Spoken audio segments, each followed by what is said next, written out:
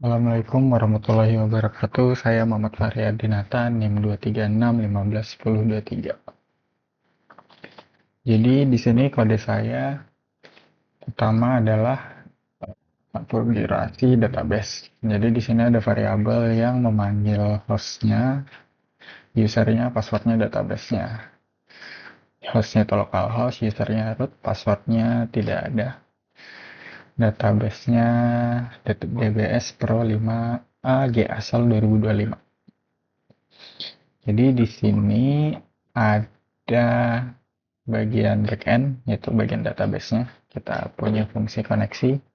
Fungsi ini berfungsi untuk mengkoneksikan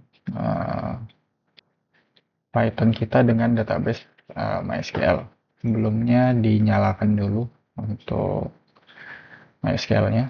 Setelah nyala, di sini ada kode membuat database. Jika database-nya nggak ada nama database-nya DBS yang tadi. Kemudian di sini ada fungsi initDB, yaitu untuk membuat tabel yang akan digunakan. Di sini ada tabel data barang, ada ID barang, kode, nama, satuan, aktif, dan hapus. Kemudian ada tabel stok, ada ID stok, kode, jumlah, kemudian ada foreign key-nya, kode dari tabel data barang. Kemudian ada tabel harga juga, ID harga, kode, harga jual, harga beli, dan foreign key juga, kode dalam tabel data barang. Kemudian ada tabel pembelian, penjualan, detail beli, detail jual. Kita cek dulu apakah database-nya sudah ada. Dilihat belum ada database-nya. Coba kita jalankan. Ketika dijalankan harusnya database-nya sudah terbuat. Ya, sudah terbuat. Di sini ada tampilan awal untuk aplikasinya, inventaris barang. Kemudian di sini ada menunya, data barang, stok, harga, transaksi, laporan, dan menu keluar. Pertama, input data barang. Kita akan memasukkan data barang, misalnya kode barangnya ini A001. Nama barangnya mie sedap goreng misalnya. Satuannya picis. Kemudian kita simpan data barang berhasil disimpan.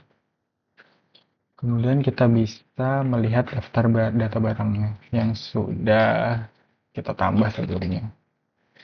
Di sini statusnya aktif. Bisa juga kita hapus. Kita select kemudian hapus. Untuk stoknya masih 0 karena kita belum membeli barangnya, hanya menambah listnya ke aplikasi kita. Untuk menambahnya kita bisa ke menu transaksi kemudian pembelian. Di sini kita bisa memilih barang yang sudah kita tambah tadi. Misalnya kita beli 10. Kemudian harga belinya itu misalnya 2000. Tambah ke keranjang, kemudian simpan transaksi sekarang. Pembelian tadi masuk di stok. Stoknya sudah bertambah. Kemudian kita bisa set harga jual. Di menu set harga jual ini kita dapat melihat barang yang sudah kita beli. Tadi harga belinya itu 2000, betul. Kemudian misalnya kita mau set harga jualnya. Nah, kita pilih barang. Di sini harga belinya nggak bisa diubah lagi karena memang seharusnya nggak bisa diubah harga beli. Yang bisa diubah adalah harga jualnya. Misalnya kita set 3000. Kemudian kita simpan. Di sini akan berubah jadi 3000. Lalu misalnya kita jual, kita keluarkan, pilih barangnya. yang tadi otomatis harga jualnya ini 3.000 dan nggak bisa diubah juga karena sudah kita tetapkan untuk barang kita. Kemudian misalnya kita beli 5, tambah ke keranjang, simpan transaksi, totalnya juga grand totalnya juga 15.000 karena 5 dikali 3 15. Kita simpan transaksi sekarang, penjualan nota tersimpan. Kemudian ketika kita cek lagi stoknya akan berkurang jadi 5. Untuk laporan yang sudah masuk dan keluar tadi kita bisa ke menu laporan. Di sini ada master penjualan, ada detail penjualan, ada master pembelian, ada detail pembelian. Untuk melihat pembelian kita sebelumnya bisa di master pembelian. Di sini ada ID-nya, ada fakturnya, ada tanggal kapan kita belinya, ada grand totalnya. Ada, kemudian lanjut ke detail pembelian. Detail pembelian ini bisa kita lihat akan lengkap, kodenya, fakturnya, jumlahnya, jumlah kita belinya, harga beli satuannya itu 2.000, kita belinya 10, maka totalnya 20.000. Kemudian untuk master penjualan tadi yang udah kita keluarkan masuk di sini. Jadi notanya, ada tanggalnya, ada grand totalnya. Untuk detailnya di detail penjualan. Kode barang yang keluar apa, berapa yang dikeluarkan, berapa yang dibeli, ada total harganya juga. Untuk kodenya, di sini ada kode, ada fungsi query select. Query select ini digunakan untuk memilih barang untuk query select yang nanti disimpan dalam bentuk tipe data list. Kemudian di sini ada fungsi query action digunakan untuk mengubah data query yang mengubah data seperti insert atau update. Kemudian di sini ada front end-nya. Aplikasi kita di sini ada title-nya tadi yang ini. Aplikasi inventaris barang. Kita lihat dulu. Kemudian di sini ada resolusinya, ada keranjang, list sementara untuk transaksi. Kemudian ada menu-menunya. Menu data barang tadi, menu barnya data barang. Kemudian di data barang itu ada input data barang, ada kelola barang, ada daftar data barang. Di sini komen mengambil fungsi-fungsi masing-masing dari labelnya. Di sini ada juga stok, ada menu stok, ada cek stok, ada harga, set harga jual, transaksi, laporan, exit. Di sini ada clear view, clear frame untuk membersihkan layar. Misalnya ketika kita di sini, misalnya kita dari selamat datang ini masuk ke sini akan membersihkan. Di sini ada fungsi view welcome juga. View welcome ini awal dari aplikasi kita. Misalnya selamat datang di aplikasi inventaris barang. Begini. Kemudian backgroundnya ada fontnya juga warna hitam. Kemudian di sini ada kode input data barang. Ada input data barang. Nah, ini data barang. Di sini ada label input data barang, yaitu ini paling atas. Kemudian ada frame-nya putih ini. Kemudian ada label kode barang, ada label nama barang, ada satuan. Kemudian di sini ada fungsi simpan. Jadi fungsi simpan ini akan dipanggil ketika kita memencet simpan data. Yang dilakukan adalah dari fungsi simpan ini ada variabel KNS. KNS ini, K ini kode barang, N ini nama barang, S ini satuan. Fungsi ini, variabel ini itu memakai fungsi get. Jadi ketika kita menulis 002 misalnya, Ultramilk misalnya, PCS juga. Di sini dia akan menangkap ini, teks ini. Teks ini kemudian akan masuk ke tabel data barang. Kodenya, nama barang, satuannya, ketika tombol simpan data ditekan. Dan ketika berhasil, kita akan memanggil fungsi query action. Query action tadi itu digunakan untuk mengubah data, misalnya insert. Ketika data barang ini masuk, berhasil disimpan, dia akan masuk juga ke table stock dan harga. Di table stock dan harga, dia akan set jumlahnya 0. Karena awal kan kita belum membeli barangnya. Di harga juga, harga jualnya juga 0, harga belinya juga 0. Jadi intinya begitu di input data. Kemudian dikelola barang ini untuk menghapus. Di sini ada label hapus barang sama seperti tadi, dan ada kolom-kolom yang kita akan pakai. Kode, nama, satuan, dan status. Ini ada pengulangan untuk kolom. Jadi dia akan menampilkan kolom ini. Apa yang ditampilkan yaitu kodenya, namanya, satuannya, aktifnya dari tabel data barang, di mana hapusnya itu 0.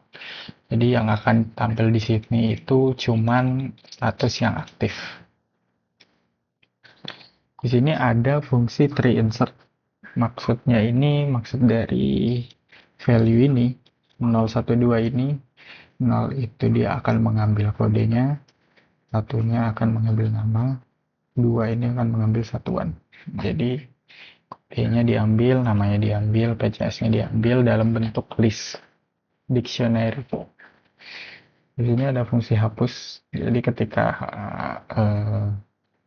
barangnya kita mau hapus, misalnya di sini ada tree selection. Jadi kalau mau hapus barang itu kita harus tekan dulu. Dan dia akan mengambil kodenya, karena kode itu kan tipe data unik di dalam database, di dalam tabel data barang itu. Misalnya kita hapus sekarang, maka tidak tampil lagi karena yang tampil itu cuma aktif. Kemudian ada set harga, kode set harga. Di sini yang akan ditampilkan di dalam sini adalah kode, nama, harga beli, harga jual, join table harga karena ingin menampilkan harga beli dan harga jual. Dan di sini ada tipe data list untuk menyimpan data barangnya. Jadi contohnya seperti ini. Misalnya kita begini. Di sini ini kan 0 tadi itu kodenya, di sini satu namanya. Jadi di sini kode, kemudian ada strip nama barangnya. Di dalam satu baris ini itu akan mengambil tipe data dictionary itu kan seperti ini, kode, ambil kodenya, ambil depannya ini, kemudian harga belinya, harga jualnya, karena tersimpan. Jadi tampil di sini. Di sini ada combo box yang tadi, pilih barang, harga beli, harga jual. Di sini misalnya kita pilih ini. Di sini ada combo get. Di sini ada jika juga, mapping jika. Misalnya harga beli itu kan nggak boleh diubah-ubah lagi ya. Jadi kita read only kan saja. Dan ini maksudnya normal ini sebelum kita pilih, misalnya begini. Di sini kan masih kosong. Ketika kita pencet, dia akan terisi. Insert harga beli sesuai barang yang akan dipilih. Kemudian ada fungsi update. Update itu ketika kita mencet simpan harga jualnya. ada query update harga, set harga jual. Karena yang bisa kita set kan harga jual saja. Kemudian di sini ada untuk menampilkan ini ya, gaya tampilannya. Kita pakai RP dengan 2 dan 3 value-nya. 2 itu harga beli, 3 itu harga jual. Kemudian untuk kode transaksi jual dan beli, kita ke pembelian dulu. Untuk di pembelian, tadi kita kan pakai fitur yang namanya keranjang. Jadi ketika kita pilih begini, dia akan menyimpan di sini. Yang ditampilkan setelah kita pilih adalah query-nya begini. Jadi kita akan menampilkan harganya, menampilkan stoknya di bagian ini. Dan ini juga sama kode yang tadi untuk menampilkan gaya tampilannya seperti ini. Ini juga tipe datanya list. Jadi dia mengambil datanya seperti yang udah saya jelaskan tadi. Sama, ya, di sini ada labelnya, label harga teks, penjualannya, penjualan. Misalnya kita penjual di sini harga jualnya kan read only, jadi tidak bisa diubah-ubah. Kemudian ada barang selected tadi, sama juga seperti di harga. Jadi ketika kita memilih ini, tampilannya misalnya penjualan, hanya read only harga jualnya, sama juga. Kalau fungsi tambah ini ada di pembelian, tambah keranjang. Sama juga sih untuk di penjualan. Jadi itu sama juga fungsi harganya ini kita pakai get juga, metode get. Jadi ketika tampil di sini akan mengambil yang ada di sini. Untuk subtotal ini tadi ketika kita membeli sesuatu atau mengeluarkan sesuatu untuk penjualan khususnya, yaitu harga, misalnya di sini 5, kita belinya cuma 2, berarti 2 dikali 3 jadinya 6. Jadi fungsinya ada di sini. Sama tadi, ini juga sama, button juga sama, ketika dipencet maka akan memanggil fungsi tambah. Dan di sini untuk simpan pembelian. Jadi ketika kita membeli lagi 6, misalnya kita tambah 5 lagi, harga belinya sama. Ketika disimpan,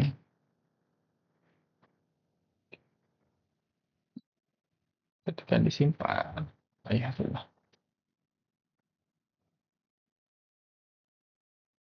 Ketika disimpan dan ketika berhasil maka akan menampilkan ini. Faktur ini formatnya itu tahun, bulan, tanggal, jam, hari ini, menitnya berapa, detiknya berapa. Jadi formatnya bisa dilihat, enak dilihat kapan itu keluar, kapan itu masuk. Dan ketika berhasil, barang tadi ketika disimpan maka akan masuk ke tabel